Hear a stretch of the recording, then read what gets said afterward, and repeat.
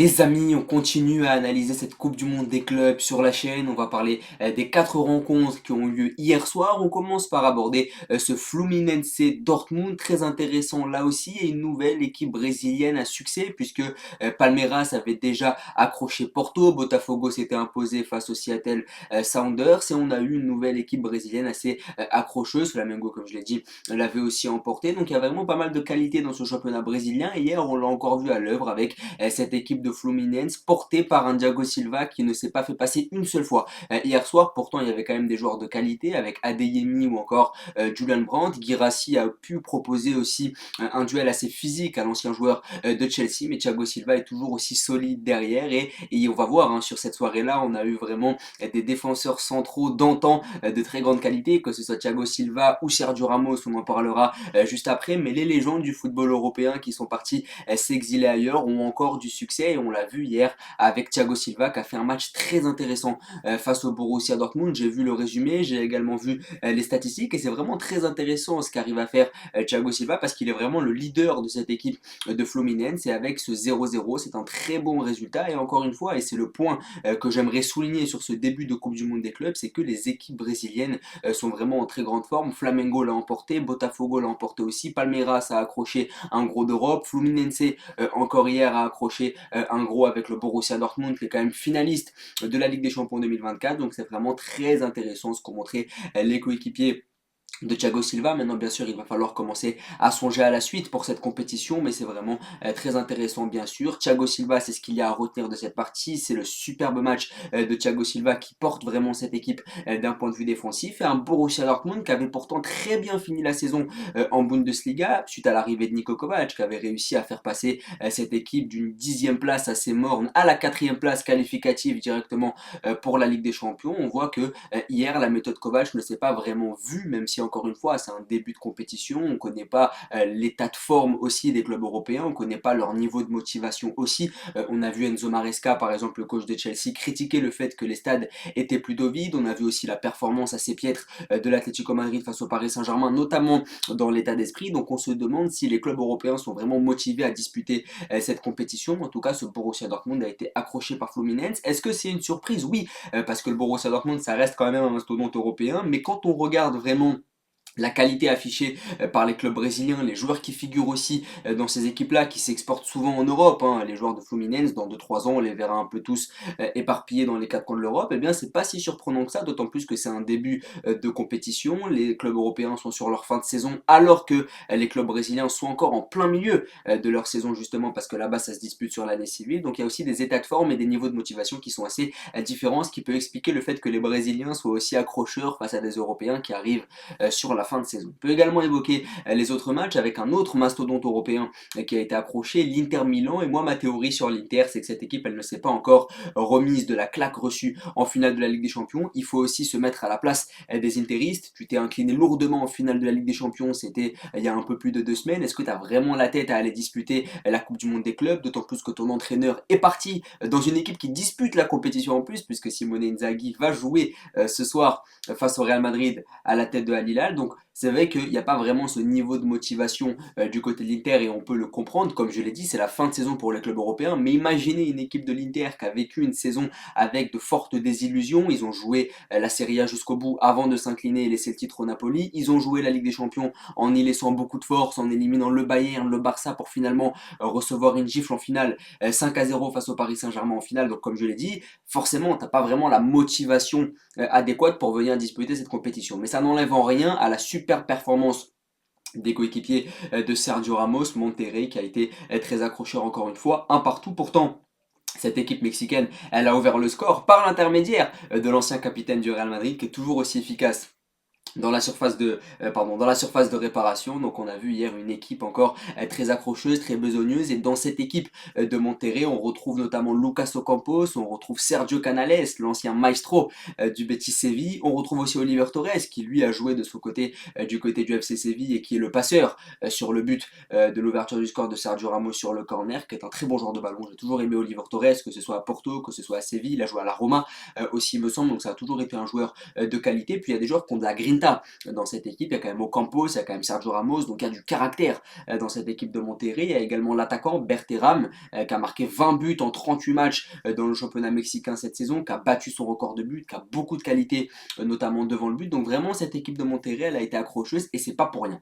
Mais c'est vrai que cette équipe de l'Inter aussi, elle a compté pas mal d'absents, avec Dumfries, Di Marco qui étaient tous les deux absents justement, qui étaient vraiment les fers de lance des attaques interistes sur la saison de Ligue des Champions. On peut également déplorer l'absence d'Akan Çalhanoğlu dans le milieu de terrain. Marcus Thuram était également mis sur le banc. Donc c'est vrai que cette équipe de l'Inter, finalement, elle a été privée de nombreux cadres qui auront été des acteurs majeurs de la saison des Nerazzurri. Et en plus, ton coach est parti. Donc les schémas de jeu ne sont plus vraiment assimilés avec Chivu, l'ancienne légende de l'Inter, champion d'Europe en 2010, le coach roumain qui vient de prendre ses fonctions. Il marche un peu sur les pas de Simone Inzaghi et c'est pas lui faire une fleur que de lui donner une équipe qui vient de s'incliner 5-0 en Ligue des Champions en finale directement sur une compétition que les joueurs n'ont pas vraiment envie de disputer. Donc on lui a pas vraiment fait une fleur. Il arrive dans un contexte assez particulier où les joueurs sont fatigués, que ce soit physiquement ou même psychologiquement, dans une compétition qui n'est pas vraiment désirée par les joueurs au final. Donc voilà, un partout, même si je pense que l'Inter a largement de quoi se qualifier pour le prochain tour. Ils joueront Urawa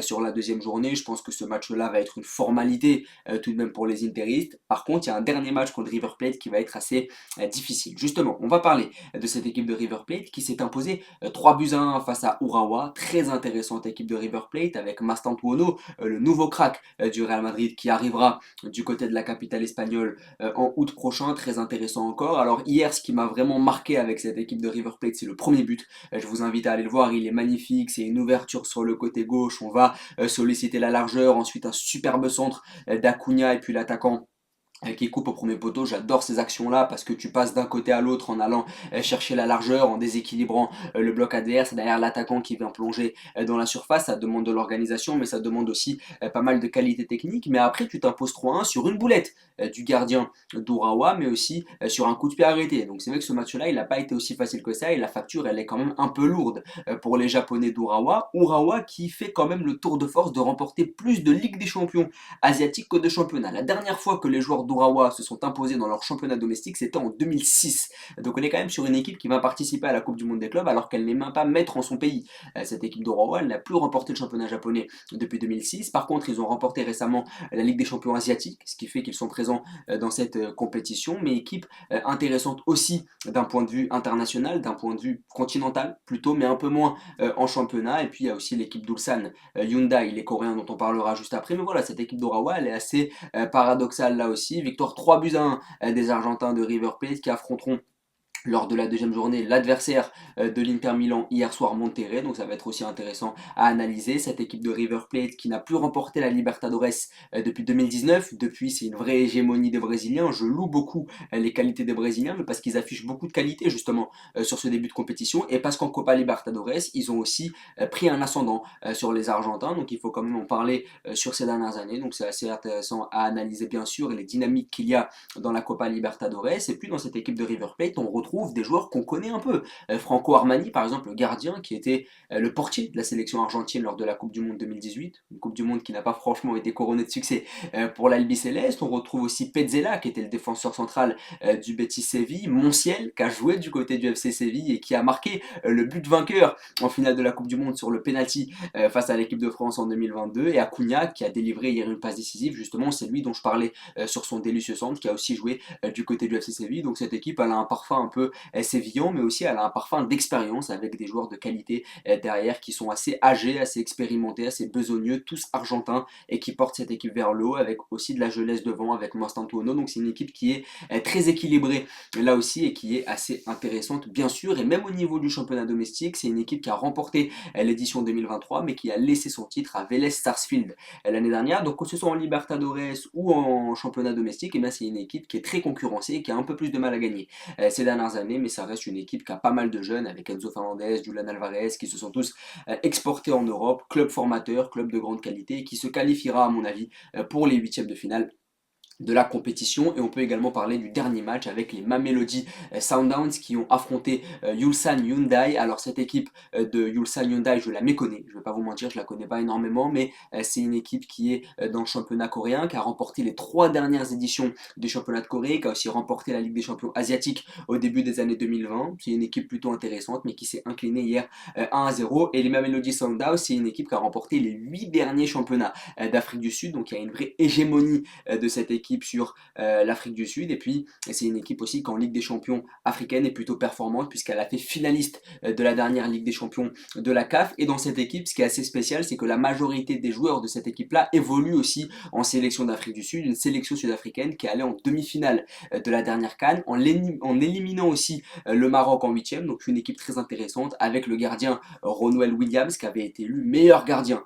de la dernière CAN. Donc il y a un vivier de joueurs sud-africains qui va fournir à la sélection qui est assez fort, des joueurs de grande qualité avec en point d'orgue ce gardien Ronwell Williams qui a encore enregistré un clean sheet hier et une victoire à 1-0. Il y a d'ailleurs eu 2 buts refusés pour les Sud-Africains qui globalement étaient au-dessus de leurs adversaires sud-coréens. Mais voilà, j'ai hâte de voir la suite de la compétition parce que cette équipe des Mamelody, elle peut clairement inquiéter le Borussia Dortmund. J'ai hâte de voir aussi le match entre Mamelody et Fluminense. Ça va aussi être pas mal intéressant à analyser entre une équipe sud-africaine qui domine son championnat, qui est aussi très présente dans les derniers tours de la Ligue des Champions de la CAF, face à une équipe brésilienne portée par un Thiago Silva qui fait la part belle au club brésilien justement. Donc ça va être très intéressant. Et puis ce soir, on va avoir City et le Real qui vont rentrer en lice. Ce sera respectivement à 18h et à 21h. Et puis dans la nuit, à Salzbourg et la Juventus Turin qui vont jouer aussi face respectivement à Pachuca et Al Ain, le club émirati. Donc voilà, il y a pas mal de choses à analyser là aussi. Ce qu'il faut retenir de la soirée d'hier, c'est que Dortmund et l'Inter ont tous les deux déçus en étant accrochés bien sûr par Monterrey et par Fluminense. Fluminense et Monterrey qui ont montré pas mal de qualité avec Thiago Silva et Sergio Ramos respectivement dans les rangs des deux clubs. Les Mamelody se sont donc imposés par la plus petite des marges 1-0, tandis que River Plate a disposé d'Urawa 3-1. J'ai hâte de voir la suite de la compétition. N'hésitez pas à vous abonner, à liker et à partager. Merci beaucoup.